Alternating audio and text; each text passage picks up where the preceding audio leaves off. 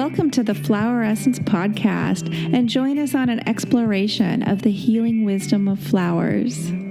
With combined decades of experience in the study and practice of flower essence therapy, I, Kathleen Aspens, and co-host Rokana Feld guide you to reconnect to nature with these potent vibrational remedies.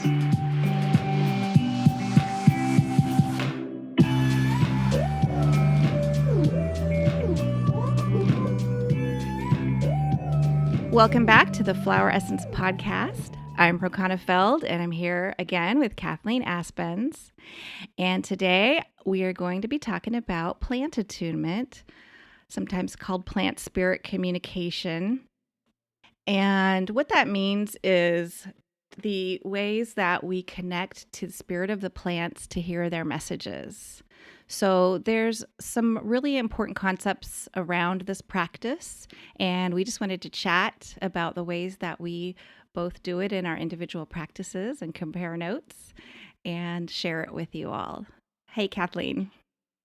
Yeah, I'm looking forward to this conversation. This is a concept and a practice that's near and dear to my heart. And I have this conversation pretty routinely with people. I expect probably you do too, when people ask about how you learn about flower essences. And what an essence does is, well, this is it. This is talking to plants. Yeah, and it's not like the kind of conversation that you would imagine between two humans. So there's a lot of little subtleties to it and preparations and basically, a state of mind that we cultivate when we do this work. So, the first thing that is pretty much the most important piece is developing that relationship with the plant. Don't you agree? I do. I think the very first piece to me is that the whole idea that a plant has a consciousness and that a plant can and wants to communicate with you. There's a lot of people who just walk right past and don't recognize that's even a possibility. So the moment that your eye can open as to that's a thing, they can actually do that. They want to communicate with us. Wow, it opens a whole doorway and a whole world. And then it's a matter of learning the language and learning how to speak with them, and also learning your own inherent abilities of how you might get information, how you might get messages. But let's start probably at the very beginning. Shall we? Yeah, there's a lot. There's a lot of pieces. Some of the terminology we use for this relationship is one of reciprocity, like a reciprocal relationship, also termed co-creative partnership by some. And it's the idea of, you don't just take from the plant without first you mentioned recognizing it as an entity in an animistic viewpoint, and that it has a consciousness, but we don't just want to go take from it. We don't want to harvest from it without offering something in return. And it's not just like, okay, I'm going to take this, here's something back. It's, hey, let's talk. Let's have can I be your friend? Here, my name is such and such, and here's what I'm trying to do. And is it okay? I'm asking permission from the plant. Is it okay to take something from that plant? This is so, even with, with flower essences, it's important, but it's, so critical now too with herbalism and all botanical medicines that are made from plants. And then especially wildcrafting, which has been, there's been a big renewed interest in wildcrafting. And then there's been a lot of unethical wildcrafting and harvesting of plants that are starting to harm the populations of those plants. So it's a big thing to be aware of right now. And it's just something that, has to be part of the conversation. I completely agree. I think that we have been sort of colonized with the idea that all the resources are just there for us to take, and learning how to start to develop manners and become friends and become in community with the natural world is something that we kind of have to unlearn a lot that we've already learned. So if we're out walking and we see a beautiful patch of flowers, or we see a beautiful patch of whatever herb it might be, you don't automatically have permission just to take whatever you want. That's really not good manners. And it's especially important when you're making spirit type medicines, such as flower essences, to have not just permission, but full cooperation of the plants. And that really only develops when you have relationship. And relationship isn't, hey, give me that. It's developed a little bit more over time. It's really ingrained in the consciousness of our society to have this mindset of entitlement. It's interesting that you mentioned that we've been colonized that way. I mean, and we have, many of us, generation upon generation of ancestors that were the colonizers, and we've, in our DNA is this sort of feeling of just having a right to everything. I know that I've experienced it in myself many times and have had to check myself and really work on it in a conscious way. It takes constant work to decolonize ourselves and our own thinking with that mindset. It's just crucial. Absolutely. Yeah, it's that consciousness erasing. I think also on the flip side of that is the notion that our human interaction is only bad, it's only negative, it's only harmful.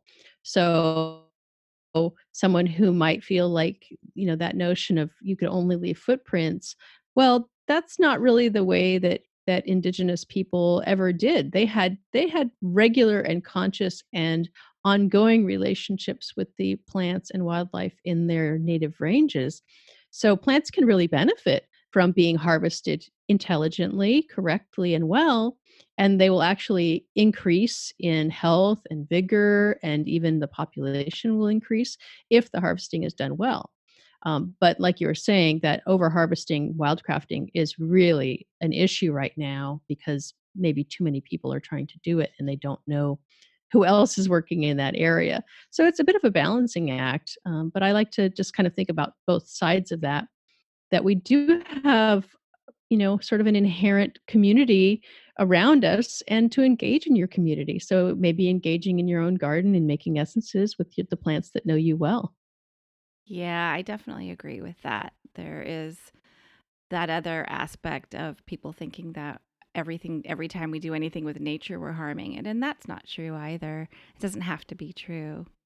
There's a quote from Robin Wall Kimmerer, who wrote Braiding Sweet Grass, which is an excellent book. And maybe I'll read that right now because I think it goes perfectly with this conversation. And she says, "Know the ways of the ones who take care of you so that you may take care of them. Introduce yourself. Be accountable as the one who comes asking for life. Ask permission before taking. Abide by the answer. Never take the first. Never take the last. Take only what you need. Take only that which is given. Never take more than half. Leave some for others. Harvest in a way that minimizes harm. Use it respectfully. Never waste what you have taken. Share. Give thanks for what you have been given. Give a gift in reciprocity for what you have taken. Sustain the ones who sustain you, and the earth will last forever." That's really beautiful. Yeah, I highly recommend that book. Yeah. I like what she says about taking no for an answer. Because a lot of times we can Yeah. get really invested in, I really want to make this essence, or I really want to, do whatever it is with a plant. And they have to be allowed to say no sometimes. And sometimes that may not be the answer we wanted to hear, but it's the answer. Sorry. Try again another day, maybe. Yeah. Have you ever heard no from a plant? Oh, heavens, yes, all the time. It could take me years. I was really intrigued with Shazandra, wanting to, like, oh, this is such a cool plant. I'd love to make an essence. It has such a long herbal tradition. And for years, the plant went, nope, nope, that's not what we do. We're here to do the berry thing. This is how you use the medicine. And finally, I guess I just was persistent enough. And finally, one day it went, okay, let's try this new thing that you've got, this new idea that you've got, and was able to make that essence with the Shazandra, and it's been a really amazing and useful, incredibly helpful essence for a lot of people. But it took quite a few years of regular check-ins and discussions with the plant until it was ready to work with me on this level.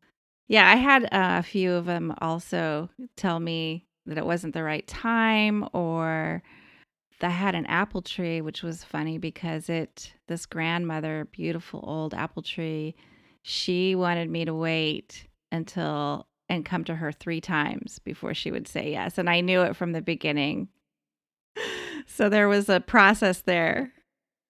No, and that's part of the dance, isn't it, right? Yeah. You Yeah. you have to be in their time, and sometimes it can kinda make you crazy 'cause, your logical brain is saying, "But this is the date I have to do it, and it's sunny, and I have time," and the plant might be like, "Nope, not today, dear. Try again another time." And, they have a different sense of time than we do. Years can pass and to them, it's really not a big deal. And, what's the rush? Little two-legged human running around. Yeah, it is quite the trick, especially being on the California coast with weather patterns and finding the right day, finding the right time, and then, all the elements have to be in place. And sometimes they have a preference to be made, in circumstances that we might not think are ideal. And yet I've had times where I thought that I was having, essentially a day off where, the weather didn't seem quite right or something just didn't seem quite right. And so I sort of loitered my way onto the garden. And then all of a sudden I, essentially had a plant sitting there, tapping its watch metaphorically saying, "Hey, where have you been? We're going to make an essence today." Oh, okay, I guess we're working today. So the plants have their own knowing and own time frame, and it's just important for us to start to listen to that. And maybe we can talk about some of the ways that we can start to connect with plants. Yeah. There's another piece about that co-creative partnership that we're talking about, because it is starting a partnership with the plant, and like you, I kind of wait for them to call out to me. So for the most part, by the time that happens, I know that they're ready, that I'm ready, because I hear, I see them and I hear them kind of calling, and that's a little hard to explain, but we'll go into more in that. So that partnership, there's a book called Plant Spirit Healing by Pam Montgomery, and she writes that co creative partnership embraces both parties in the fullness of their beings and provides an environment where they can live according to their own true nature. When we step into co creativity with a plant, we are able to experience a partnership that arrives for balanced manifestation. We work toward coherence, which generates a state of optimal health. Developing your relationship into a co creative partnership is based on the ability to communicate effectively with the plant. When we talk about communication with plants, we return to the original understanding of communing or communion, coming full circle to common union. Because the language is not the same as that which we use with humans, we must engage in a language that is communal with both plants and people. We must find the common union or common ground where both stand. This place of common union can be found in light, sound, and breath, resulting in sensations and emotional feelings engendered by the vibratory frequency they carry. So that's kind of where I go to, is the way of getting in coherence with the plant. And there's several techniques that I use when I'm ready to sit down and work with the Mhm. plant. Yeah, I like what she's saying there. And I think that for me, the key word, certainly slowing down is essential. You're never going to hear anything from a plant when you're driving by at 60 miles an hour. Well, almost never. But in order to do any sort of connecting work, and I think that the first step is not necessarily to assume that you're going to get really complicated attunement information, or that the way that you get information is going to be exactly the way anybody else does. I think a lot of people can get really disappointed early on because they're hoping for, huge, big, revelations. And that's not really usually the language that plants are using. They're using something that's more subtle kind of a language. So I think that it's really useful to sort of dial back your expectations, maybe learn how to start to get even yes or no answers. That's oftentimes a very good starting place in any kind of non-human communication, is learning how to use a pendulum so that you can literally get a yes or no answer. And sometimes that can be a really nice way into connecting with your intuition. Your pendulum is just working with your intuition. It's nothing magical about it. It's just a way to connect into your intuition. But being able to do some forms of intuitive writing can be really a good way. That's what kind of works for me. But just getting in touch with your own sensations in your body. I like the way Stephen Buhner talks about engaging in sensory noticing. For me, that's the key word to sitting with the plant and just engaging with the plant on that level. Not even so much sort of the logical noticing of what a botanist might do, which is also useful. But in order to really connect with the spirit of the plant, I find that sensory noticing, just how does it make you feel? How, even touching it or tasting it or smelling it, and then you just starting to feel into how you're feeling at the time, because different types of emotions will surface or different sensations in your body will surface. They may or may not be words, but all of those things are useful pieces of information when you're starting to develop an essence repertory of a particular plant. Yeah. One of my teachers, Beth Steinman, talks about looking at the plant like you're in love, like with loving eyes. And if you think about it, we're using our heart as the organ of perception, not our mind, when we're doing this communication.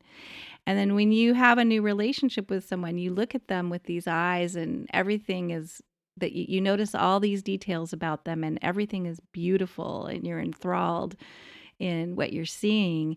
And that's really kind of the way to approach uh, looking at a flower and the plant as a whole, and then noticing all of the different little details about it, and what is happening, what color they and are they fuzzy? Are they, is it fuzzy or smooth? Or there's a million little tiny details, even using a magnifying glass to kind of get in there and really see it um, for that sort of loving observation, not necessarily the scientific observation, though I sort of do both in my practice because I I like to start with a little, like, okay, here's a plant. It has 5 petals. It's this color. And I write all that down to get it out of the way, just to get to clear my head of that kind of categorization, that it naturally wants to do, because that's how my brain works. And then once I clear that out of the way, I can get more into my heart with it. Yeah, and I think that also it's important to remember that this occurs over time. Just like with a relationship with a human, you don't have one 15-minute meeting with somebody and know them at all. You need to work with that over time and go back and visit regularly and see what they're like in the winter and see what they're like in the spring and see what's around them and all the little details. And your relationship will enrich over time. It's one of the nice ways of getting to know a plant is to grow it and to have it in your garden and visit it every day and really get a feel for how it lives and what it does. Yeah, absolutely key. Or being in a rural area where you can go on walks, and visit it many times. Yeah. I think that the what you were saying about the observation of the scientific details, the botanical details, it always reminds me of when I first sat down with the plant I call purple sage, which is a type of sage that has a purple flower. It's one of the plants that's used to make danshen. And I sat down with my little notebook, and it was very dutiful, and I was writing little observations and notes about what it was like. And then I sort of sat up and looked at it, and it kind of as if as if it was a human just right in front of my face, basically grabbing me by the collar. "Now that you observe me, would you like to hear what I have to say?" And I was really taken aback because, I mean, how rude was I? I just if I went to tea with you and I sat there and wrote in my book, "And she's wearing a purple sweater and a" and never said a word to you, I mean, oh, bad manners. So I apologized and went, "Okay, my bad. Yes, I'd love to hear what you have to say." Plants have very different personalities, so you don't meet one and meet them all. Mhm. They all are really interesting quality of character. Definitely. So how else do you get started, when you start meeting and working with a plant? It's a process of just seeing where you're drawn.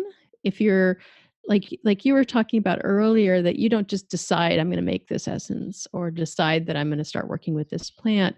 There's a certain aspect of kind of attraction where you're just drawn in a certain direction on a regular basis and you're noticing a plant that maybe doesn't have something that's particularly um, super exciting or super colorful or whatever, but your eye just kind of keeps going there, and you keep noticing it on a regular basis. And I think that's a pretty good sign that there's a plant that wants to communicate and connect with you. So starting to kind of pay attention to those little cues and then making time to sit down with a notebook and pay attention and just be with the plant a little bit. Maybe see what the leaves taste like, if that's appropriate and safe. Always check to make sure that you're not eating a poisonous plant. And just spending some time with the plant, breathing with the plant can be a really good exercise. I think that's one that Pam Montgomery talks about. But I'll do that where I'll just take a breath in, and you know that they're exhaling carbon, or they're exhaling oxygen, and we're exhaling carbon dioxide. And so that reciprocal gift of the breath, I think, is something interesting to consider, that you're offering them something they can breathe and they're breathing something you can breathe. It's kind of a fun activity, and you're taking that into yourself. You're taking that energy, that chi into yourself and bringing it in, and in that way, you're communing with the plant. Is that something you do? Oh, yeah, green breath is one of the practices that Pam Montgomery teaches, and that's a circular breathing process that's pretty intense. I don't do that with every flower essence. I've done it a few times, but it is one of the ways to kind of there's a lot of techniques to sort of get yourself into what Sandra Ingerman calls non-ordinary reality, and she teaches a lot of shamanic work. Um, and that that's one of the ways to really get there in that non-ordinary reality, which helps really tune in with the plant that you're working with. Yeah, because it's not just like tuning into a radio station or opening up a book. It's a slower process. It's not so fast. Plants are always reminding me not to be in such a rush. I'm like, "Give me all the information, please, right now." And, slow down, it's coming, take a break, wait for it a little bit. You have to be in plant time when you're working with plant spirits. Yeah. Ceremony is another way to kind of get into that space.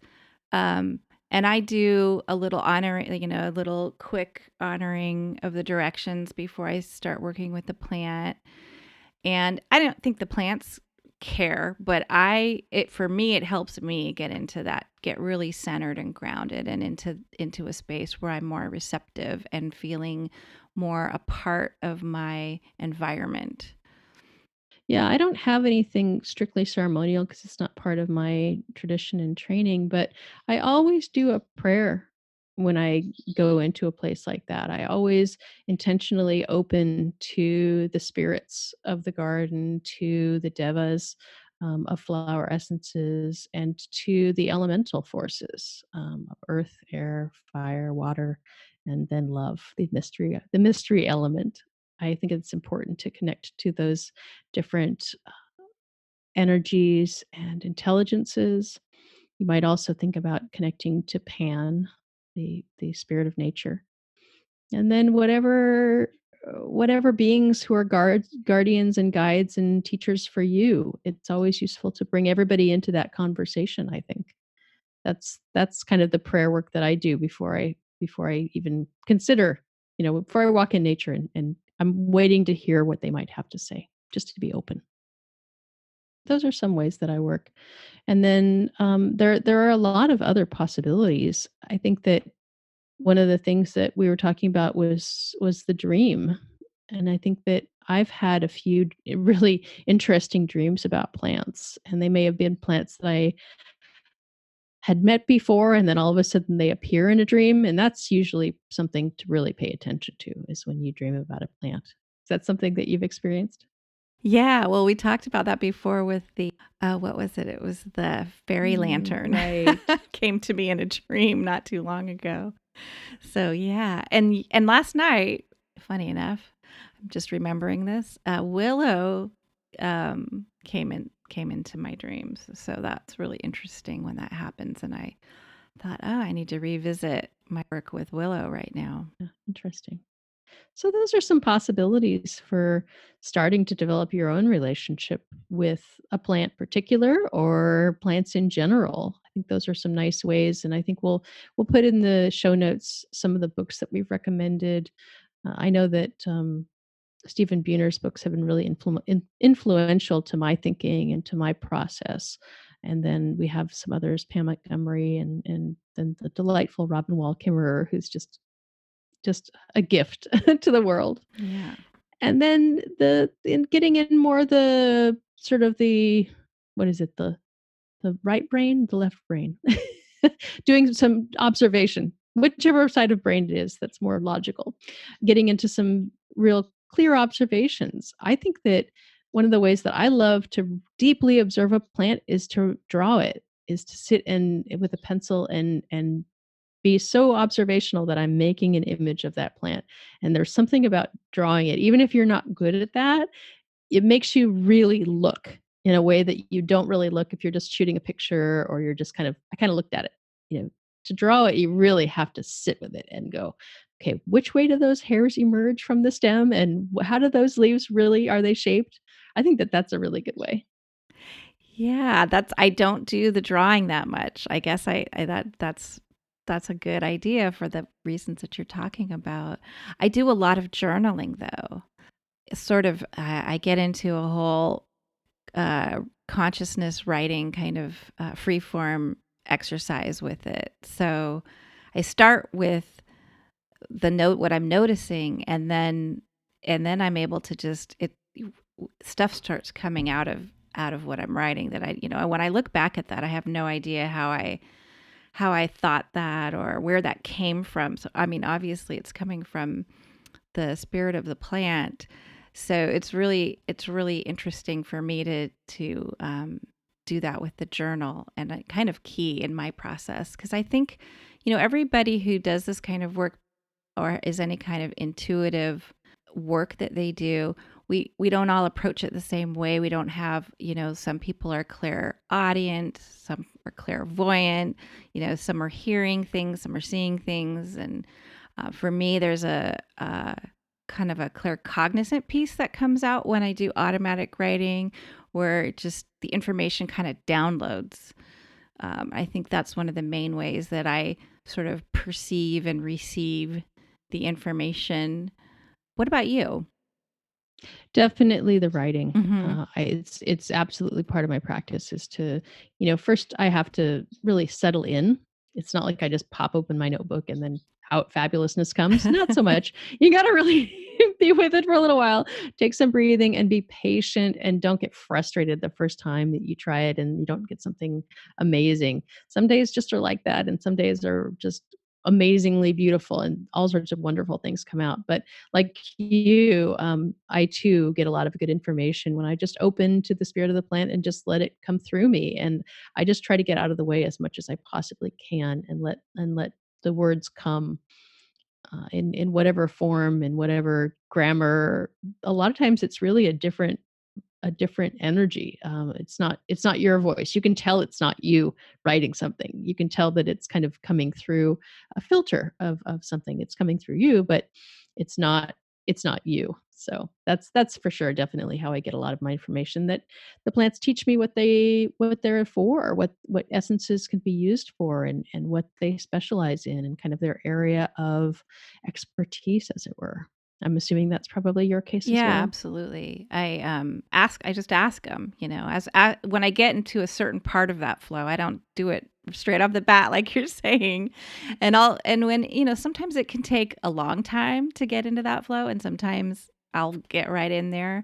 And the other part of that writing though is I'm just writing everything that's happening. Like, did I feel a breeze on my face? What is the plant moving in the wind? Am I smelling anything? Is there bees on it? Bees are a great indicator too and other wildlife of the energy of plants and the flowers and when they're ready. I think that bees and butterflies and hummingbirds, they kind of tell us which flowers to go to. Oh, you for know? sure. Yeah, and like you're saying, when you're making an essence, everything is part of the essence making. So Hmm. the mood you were in the morning when you woke up, that's probably part of the essence making, and all the weird little things that might happen. What you were saying about the writing, one of the funny things that I've noticed over the years is that when Mercury is retrograde, it's really hard for me to get a clear signal. Mm. It's sort of I can write a little bit and then it's sort of I lose the signal and then so it's always a little clunky during retrogrades. I don't know if that you've Yeah, experienced I that don't know either. if I've attributed it to that specifically, although I can understand exactly why that would feel that way. It probably for me, it depends on what it's retrograde in at the time, where the moon is too.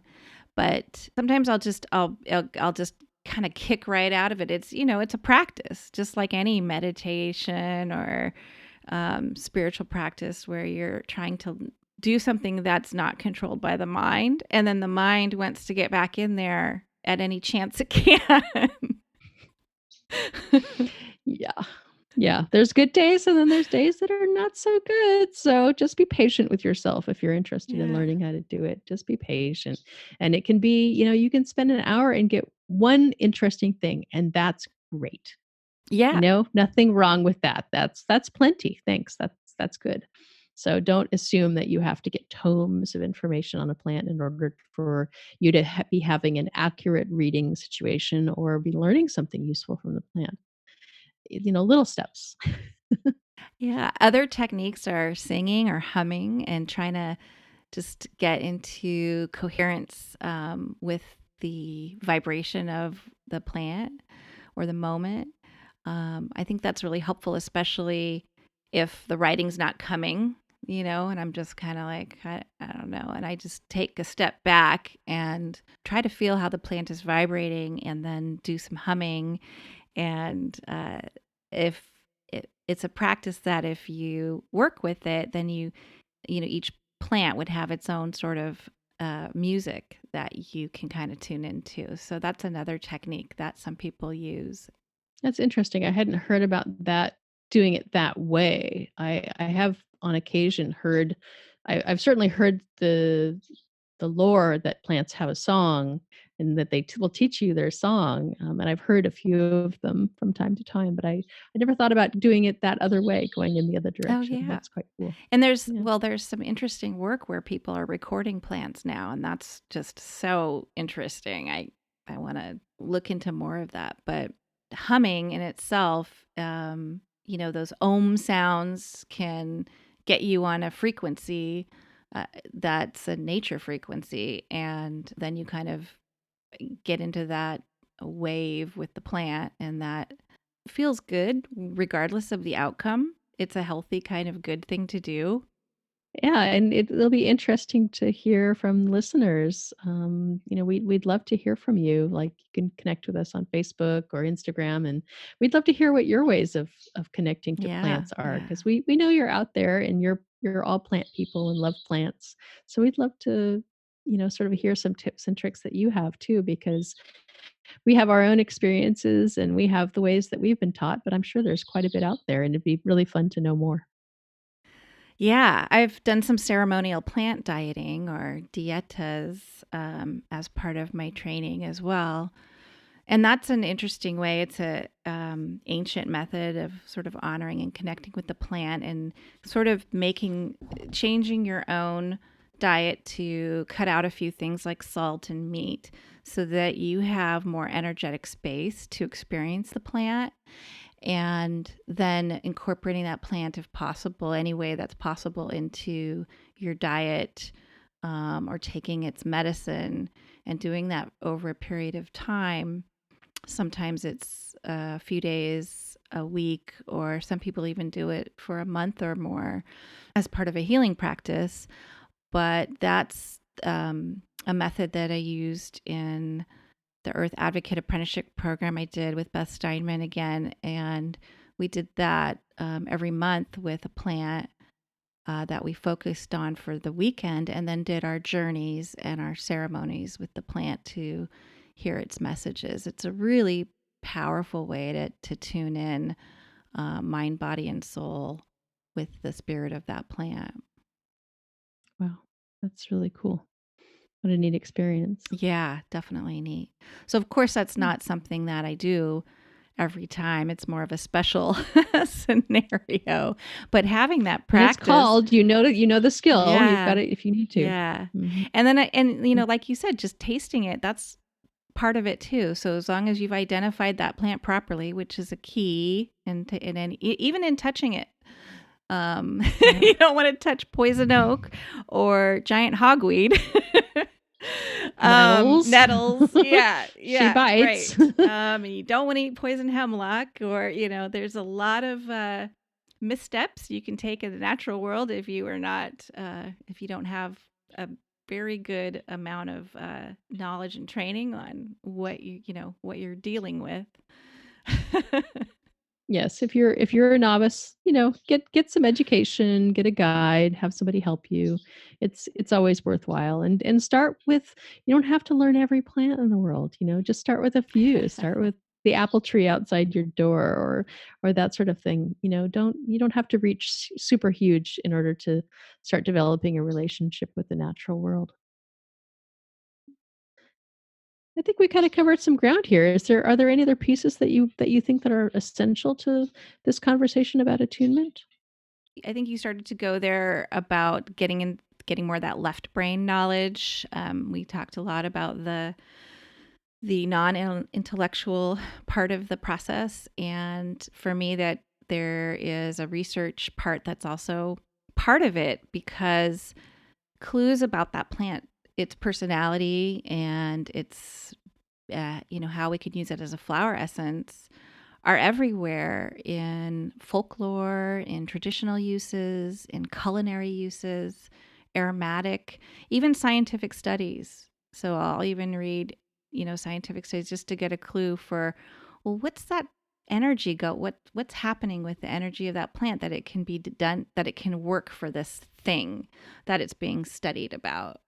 And I think it all plays in the end. Of course, I don't do any of that research before I attune with a plant, because I like to just start with a clean slate and not be um, biased in my thinking as much as possible.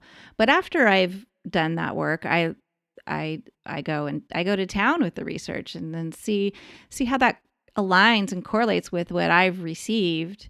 And most of the time it's like, wow, that's amazing, because it completely lines up with maybe this energetic aspect that I perceived.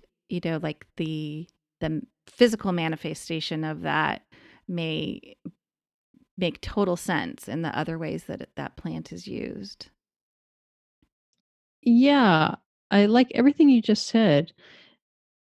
And there's a piece of that the book isn't fully written yet, right? So the more research we do, the more we learn, and the more time we spend with the plants, the more they'll tell us. Mm-hmm. So I love to research after I've done sort of that initial attunement work. I don't like to like you, I like to have my slate as clear as I can manage it.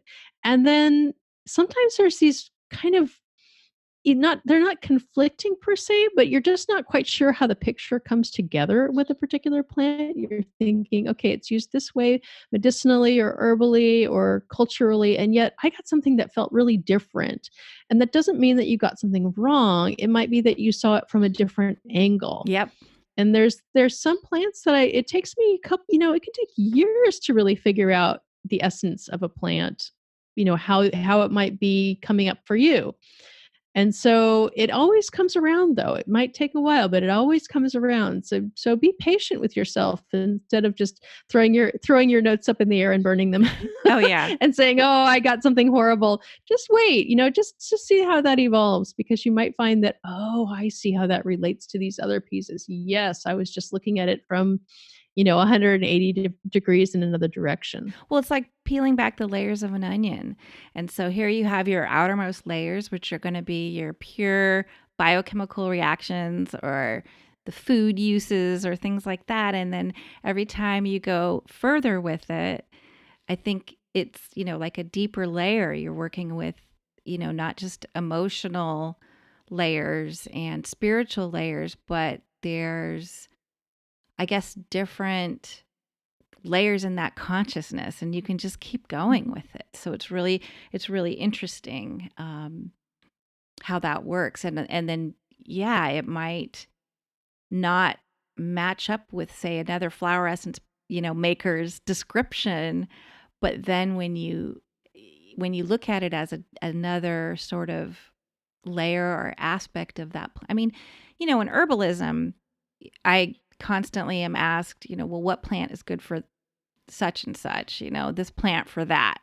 And plants are, they're multi-dimensional, first of all. And then the herbal medicine, they have many, many, many uses. So it's the same. They don't want to be pigeonholed any more than we do, right? Right. So it's the same with flower essences. And then when you read a flower essence maker's description, I mean, you only have so much room to write. I know we all struggle with, how do I best convey this in one paragraph, when I had this afternoon experience of complete, wonder that I can hardly articulate. Right. Fit that onto a label, why don't you? And much less an FDA compliant label. Yeah, I think that I remember that they're evolving along with us, right? We're all evolving together, and so they're growing and changing and creating new layers in the same way that we are. That's how I see it. Right. Absolutely. Yeah, and then so you and I both are makers. You have your line Floravasia. I don't have a public line yet, but I make them for my private clients. And you don't have to be a flower essence maker. I just wanted to point this out. I meant to do it in the beginning to do all this work that we're talking about. This, of course, we do it as producers of flower essences, but you don't have to really make a flower essence to do plant attunement and to work with these energies and see what it's all about. So the plants are happy to talk to you whether you have a bowl or not. Yeah. So I think that's a good starting point, I think, for plant attunement and for helping people understand what this whole process is like. And I think that it's just, as much as anything, it's individual relationship between you and the plant. So your relationship with the plants is going to be different than mine or yours, Ro. And it's a wonderful evolving partnership with nature. Beautiful. So I think on that note, we'll close up, and we'll look forward to talking next time on the Flower Essence podcast.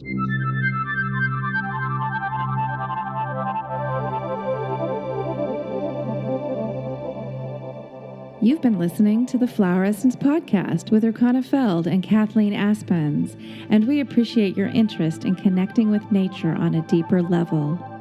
You can find us online at thefloweressencepodcast.com or join us on Facebook and continue the discussion.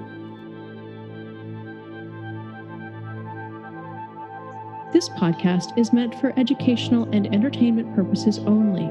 We are not physicians and do not diagnose, prescribe, or treat medical conditions.